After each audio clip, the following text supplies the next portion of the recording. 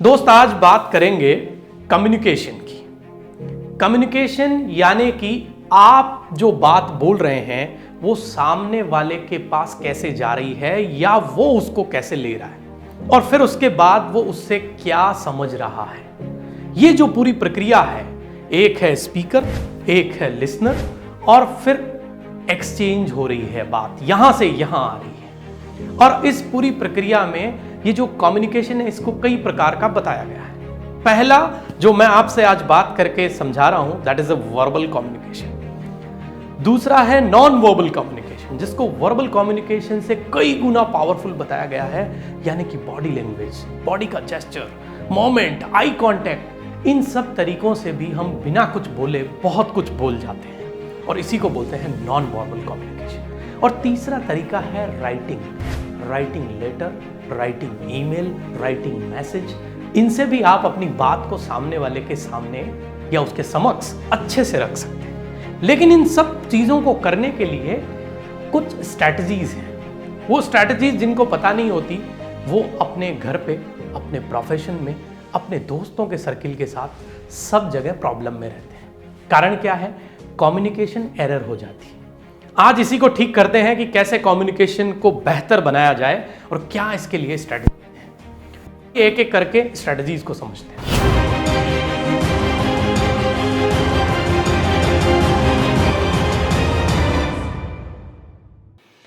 पहली strategy communication की strategy मानी जाती है, उसका नाम है असर्टिव। यानी कि जब व्यक्ति किसी से कम्युनिकेट करे या आप जब किसी से कम्युनिकेट करें तो आपको करना यह है कि आपको डिप्लोमेट मैसेज नहीं देना है, डायरेक्ट बोलना है जो बात बोलना है।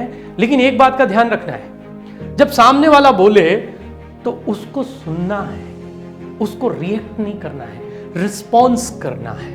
और जब रिस्पॉन्स करेंगे तो इसका मतलब आपने चीजों को सुना, उसके बाद अपना एनालिसिस भी किया है और उसके बाद आप जवाब दे रहे हैं। ये जो पर्सनालिटी है या इस तरीके का जो कम्युनिकेशन है, that assertive way to communicate others। अब ऐसा ही एक दूसरा पहलू कम्युनिकेशन में आता है और वो है क्लैरिटी। लोग क्या करते हैं कि मैंने तो आपको बोल दिया था, मैंने तो आपको बता दिया था, मैं क्या करूं, इसके लिए मैं रिस्पॉन्सिबल नहीं हूं। लेकिन दोस्त, आपने जो बताया उसमें कितनी क्लैरिटी है, ये बहुत इंपॉर्टेंट है। जैसे आपको किसी ने पूछा आप कहां हैं, तो आपने लिख दिया बाहर हूं। बाहर मतलब कहां बाहर?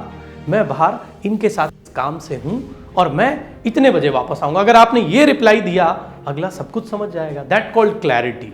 थर्ड स्ट्रैटेजी ऑफ कम्युनिकेशन या तीसरी जो सबसे महत्वपूर्ण स्ट्रैटेजी है वो है लिसनिंग। मतलब आप जब भी बोलें तो पहले सुने या रिप्लाई करने के हिसाब से ना सुने उसकी अगले की बात को, क्योंकि जब तक आप दूसरे की बात को नहीं समझेंगे तब तक आप ठीक से, क्योंकि एक पहलू या कोई भी कार्य के दो डिफरेंट पहलू हो सकते हैं। तो आप अपने पहलू में सही हैं लेकिन दूसरा पहलू भी हो सकता है उसका। तो हमें करना क्या है? इन तीन चीजों को पकड़ लेना है, assertive, clarity and third one is listening. सुनना है और फिर रिस्पॉन्स करना है। और इसके साथ ही दो चीजों का तड़का लगाना है। तड़का किस किस चीज का? पहला है एम्पैथी। एम्पैथी का मतलब होता है सिचुएशन को आप जब किसी दूसरे को बता रहे हैं तो जो भाव है आपके वो भी आपके मैसेज में जाने चाहिए। मतलब कि आप कोई ऐसी बात जो बहुत सैडनेस वाली या दुख की बात है तो उसको डांस करके नहीं परफॉर्म कर सकते। एम्पैथी के साथ रखिए, अपने इमोशंस और भाव के साथ रखिए, निश्चित रूप से वो अगले के दिल तक पहुंचेगी।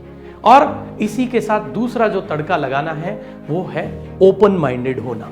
ओपन माइंडेड होने का मतलब आप खुले दिमाग से अगले की बात को सुनिए, क्योंकि प्रोस्पेक्टिव बहुत सारे होते हैं हर चीज में। और उसके बाद हमें कम्युनिकेट करते रहना है, क्योंकि ये दुनिया का सबसे पावरफुल वेपन है।